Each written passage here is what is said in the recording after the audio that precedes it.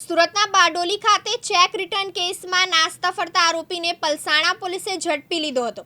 બારડોલીની additional judicial magistrate first class કોર્ટે એક cheque return કેસમાં આરોપીને દોષિત ઠેરવી જેલ હવાલે કર્યો હતો. જો કે ભાગતો ફરતો આરોપી ઝડપાઈ ગયો હતો. નામદાર બારડોલી કોર્ટ દ્વારા ચેક બાઉન્સના કેસમાં 2 વર્ષની સજાના હુકમમાં નાસ્તો ફરતો આરોપી તથા જેતપુર કોર્ટમાં ચેક બાઉન્સના 3 કેસમાં પકડ વોરંટમાં નાસ્તા ફરતા તેમજ કામરેજ પોલીસ સ્ટેશનમાં ડરાવી ધમકાવી અરજદારોને ચપ્પુ બતાવી ખંડણીની માંગણી કરવાના ગુનાનો આરટીઆઈ એક્ટિવિસ્ટ તથા કથિત પત્રકાર હોવાનું જણાવતો આરોપી દર્શન ભરતભાઈ નથવાણી સામે અને 2021ની સાલમાં ચેક રિટર્નનો કેસ કરાયો હતો.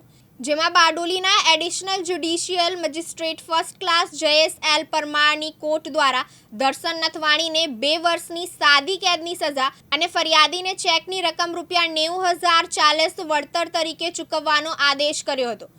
જો કે આરોપી સુનાવણી દરમિયાન અને ચુકાદા વખતે સતત ગેરહાજર રહેતા કોર્ટે તેની વિરુદ્ધ કન્વિક્શન વોરંટ પણ ઇસ્યુ કર્યું હતું. બારડોલી સ્થિત મોનાર્ક ફાઇનાન્સના પ્રોપરાઇટર રાજનસિંહ હરેન્દ્રસિંહ વાસવરિયાએ પલસાણાના જોડવા ખાતે રહેતા દર્શનભાઈ ભરતભાઈ નાથવાડી વિરુદ્ધ ચેક રિટર્ન અંગે ફરિયાદ નોંધાવી હતી.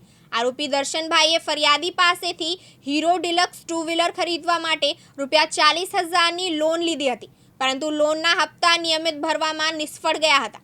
બાકી રકમ અને વ્યાજની માંગણી કરતા આરોપીએ લેણા પેટે ₹90,040નો ચેક આપ્યો હતો, જે ચેક રિટર્ન થયો હતો. બારડોલીના additional judicial magistrate first class Jayesh L પરમારે ચુકાદો આપ્યાના 30 દિવસમાં વળતર ચૂકવવાનો આદેશ કર્યો હતો.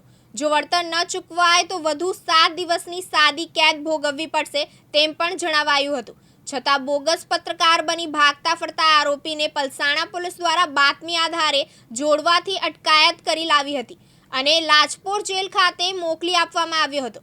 જો કે તપાસ દરમિયાન આ દર્શન ભરતભાઈ નથવાણી આરટીઆઈ કરી પત્રકારના નામે લોકો પાસે ખંડણી માંગતા કામરેજ પોલીસમાં પણ 2 કેસમાં તેને આગોતરા જામીન મળ્યા છે. આ ઉપરાંત રાજકોટની જેતપુર કોર્ટમાં પણ ચેક બાઉન્સના 3 કેસમાં તેની સામે પકડ વોરંટ બહાર પડ્યા છે. રમેશ ખંભાતી, દિવ્યાંગ ન્યૂઝ, કડોદરા, સુરત.